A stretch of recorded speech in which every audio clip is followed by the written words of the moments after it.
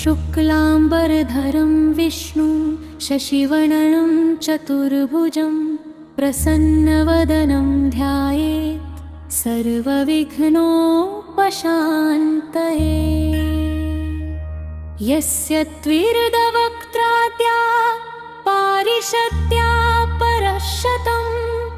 विघ्नं निघ्नन्ति सततं विश्वक्सेनं तमाश्रये।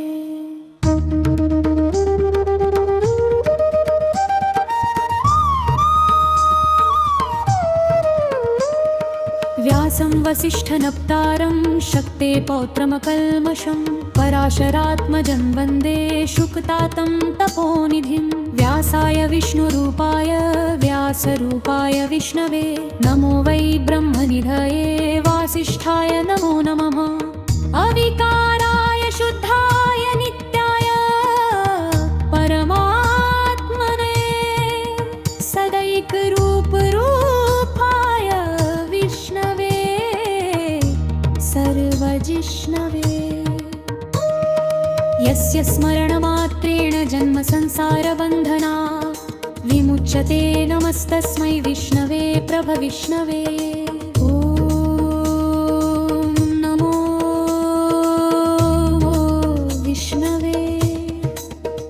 विष्णवे। श्रीवैशम्पायन उवाच श्रुत्वा धर्मानशेषेण पावनानि च सर्वशः युधिष्ठिरशान्तनवं पुनरेवाभ्यभाषत। युधिष्ठिर उवाच किमेकं दैवतं लोके किं वाप्येकं परायणं स्तुवन्तः कं कमर्चन्तः प्राप्नुयुर्मानवाः शुभम्।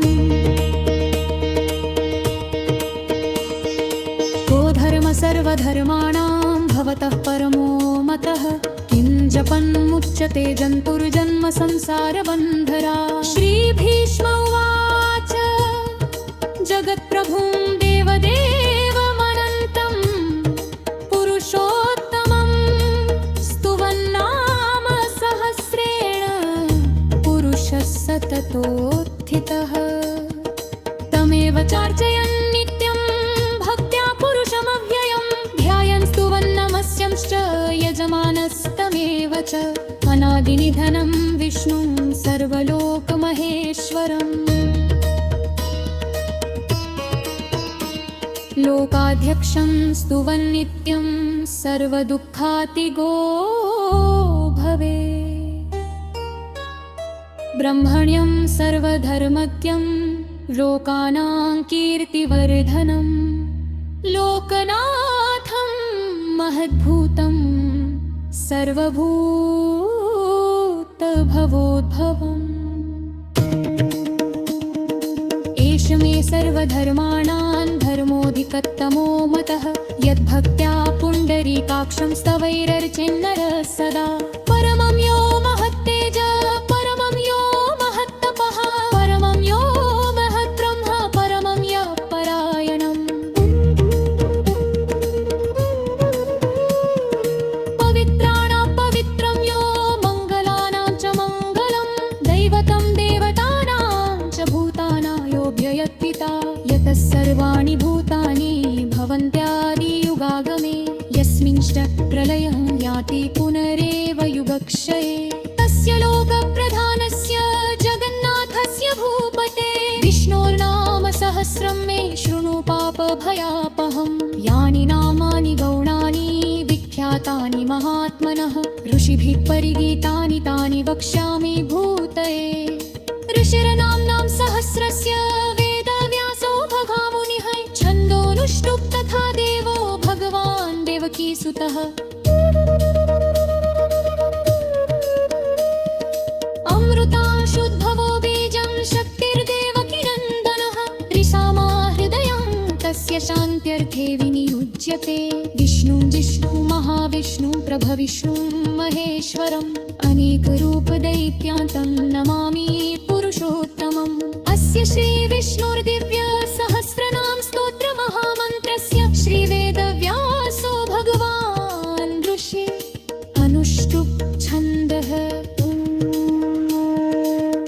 महाविष्णु परमात्मा श्रीमन्नारायणो देवता अमृताशुद्भवो भानुरिति बीजम्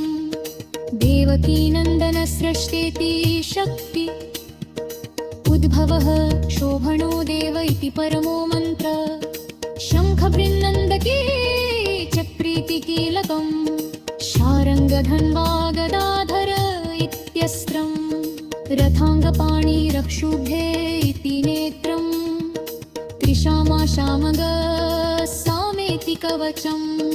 आनन्दं परब्रह्मपेयोनि ऋतुसुरचरकार इति नित्तन्धा श्रीमीश्वरोपर्तिधानो श्रीमहाविष्णुपेकर्क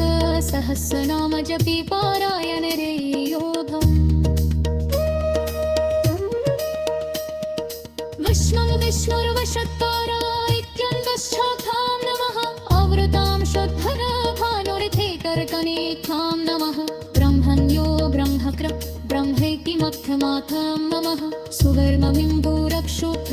यति अलामिदाध नमः विनिशोरिनिशस्वपेथ्यकवुष्टिपाथ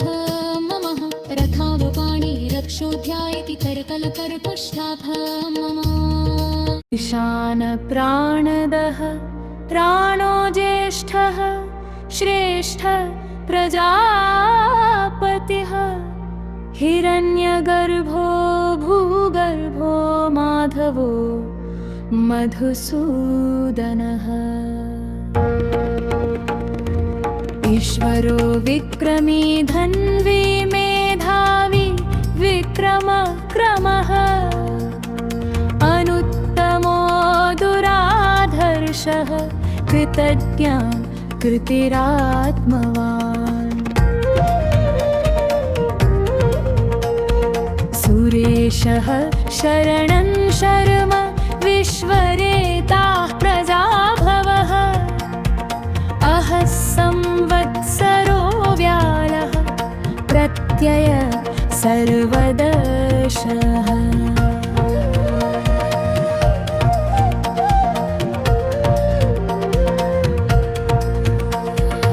अजः सर्वेश्वर सिद्ध सिद्ध सर्वादिरच्युतः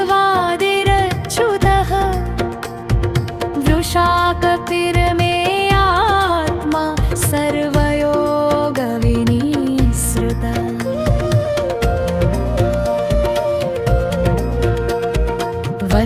वसुर्वसुमनाः सख्यः समात्मा संमितः समः अमोघ पुण्डरीकाक्षो वृषकर्मा वृषाकृतिः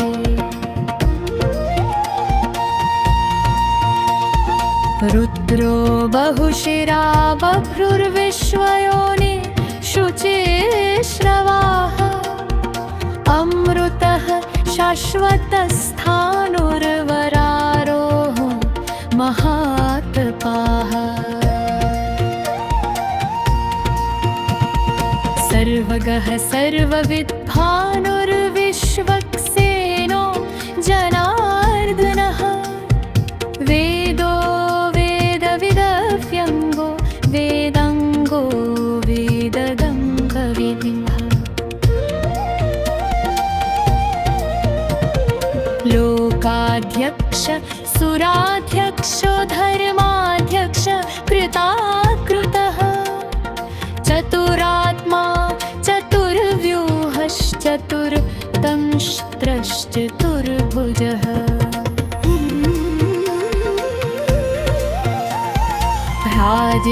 भ्राजिष्णुर्भोजनं भोक्ता सहिष्णुर्जगरादिजः अनघो विजयो जेता विश्वयोनि पुनर्वसुः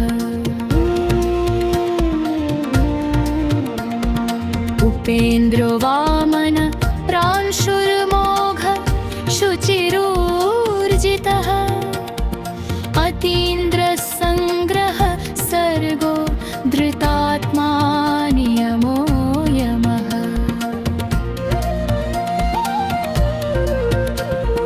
वेद्यो वैद्य सदा योगी वीरः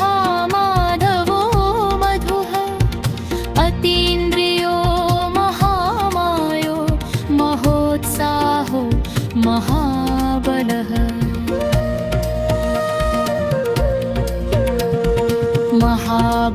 बुद्धिर्महावीर्यो महाशक्तिर्महाद्युतिः अनिर्देशवपुः श्रीमान मे आत्मा महात्रिधे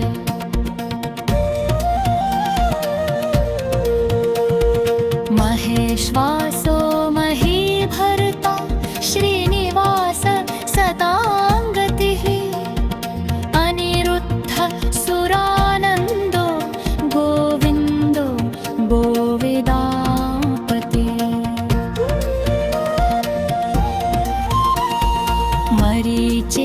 मरीचिर्दमनोहस्स सुपर्णो भुजगोत्तमः हिरण्यनाभः सुतपा पद्मनाभ प्रजापतिः अमृत्युः सर्वदृक्सिंह सन्धाता सन्धिमांस्थरः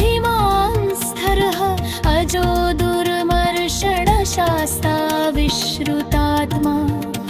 सुरारिः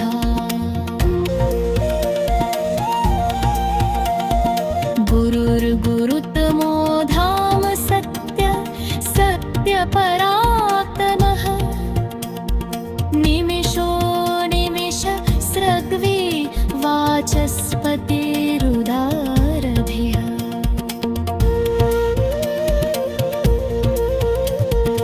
अग्रणी ग्रामणिः श्रीमान् न्यायो नेता समीरण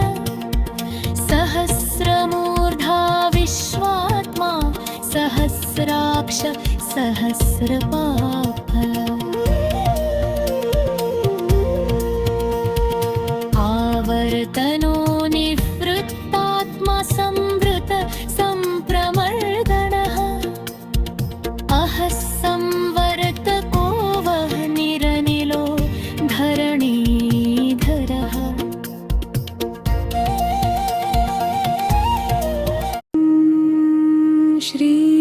श्रीश श्रीनिवास श्रीनिधि श्रीविभावनः श्रीधर श्रीकर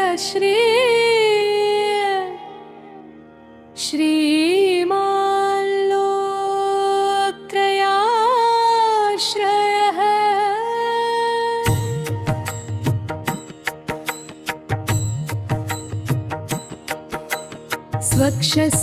स्वक्षस्वङ्गशतानन्दो नन्दिर्ज्योतिर्गणनेश्वरः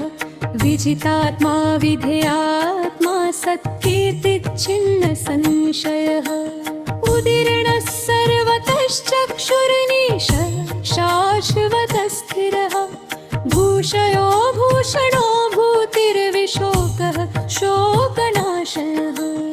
अर्चिष्मानर्चितः कुम्भो विशुद्धात्मा विशोधरः त्रिनिरुद्धो प्रतिरथः प्रद्युम्नोमितविक्रमः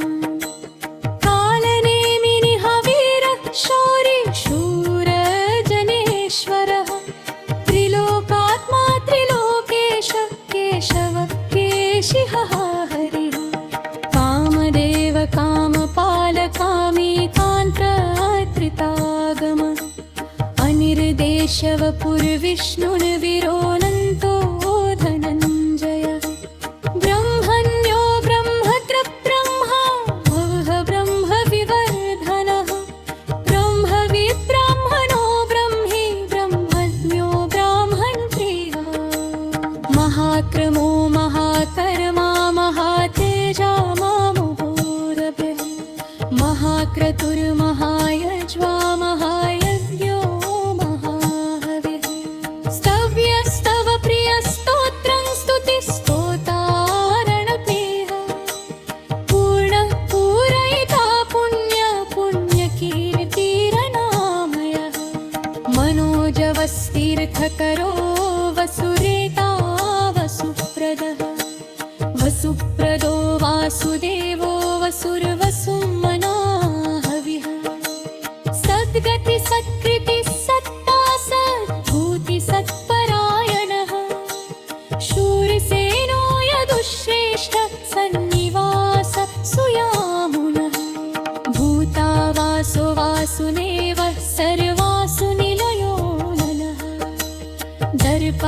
दर्पदो दृप्तो दुर्धरोऽथा पराजितः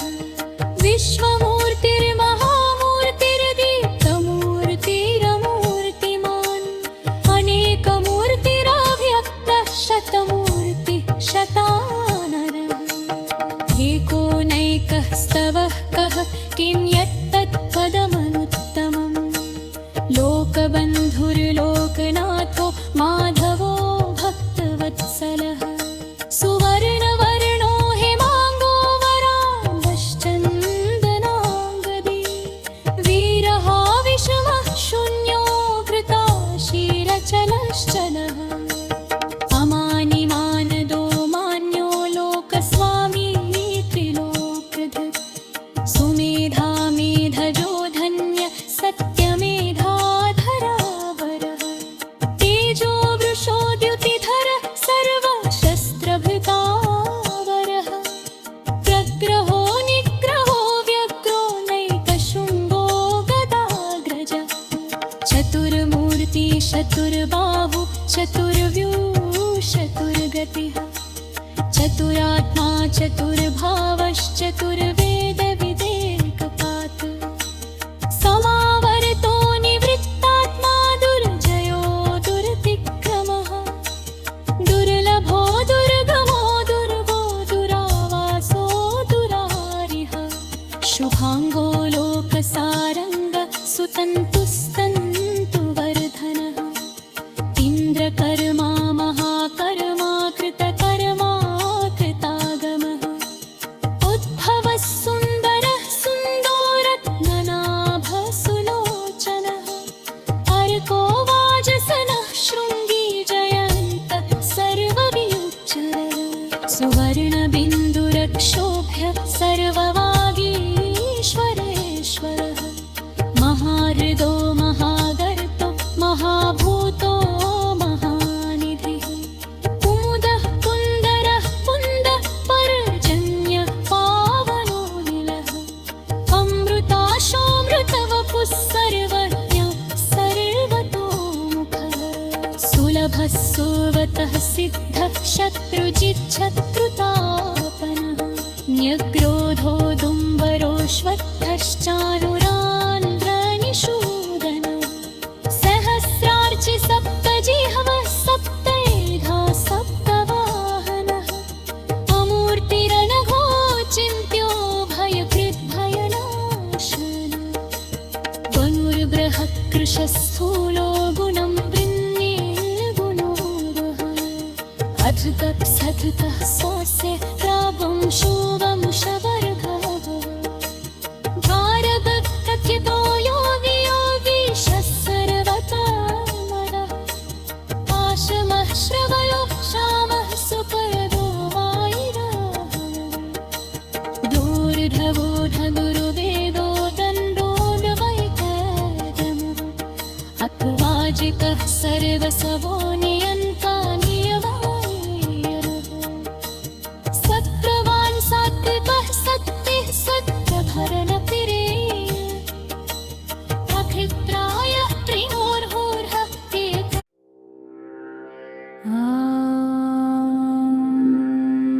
नमः द्योसच्चन्द्रार्कनक्षत्राखं दिशो भूर्महो दधे वासुदेवस्य वीरेण विधृतानि महात्मनः ससुरासुरगन्धर्वं सयक्षोरगराक्षसं जगद्वशे वर्ततेदं कृष्णस्य सचराचरम् इन्द्रियाणि मनोबुद्धि सत्त्वं तेजोबलं धृति वासुदेवात्मकान्याहुः क्षेत्रं क्षेत्रज्ञ एव च सर्वागमानमाचारः प्रथमं परिकल्पते आचारप्रभवो धर्मो धर्मस्य प्रभुरच्युतः ऋषयः पितरो देवा महाभूतानि धातवः जङ्गमाजङ्गमं चेदं जगन्नारायणोद्भवम् योगो ज्ञानं तथा साङ्ख्यं विद्याशिल्पादिकर्म च वेद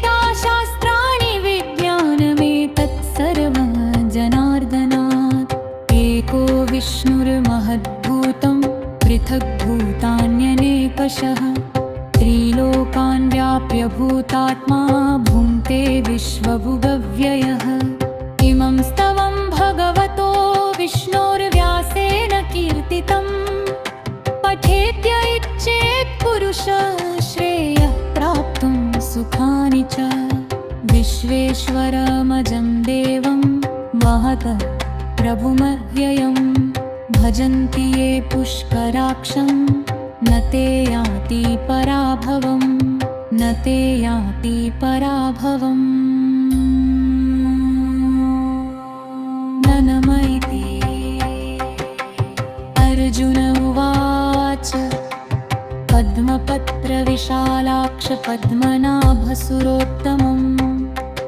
भक्तानामनुरक्तानां त्राता भव जनार्दनम्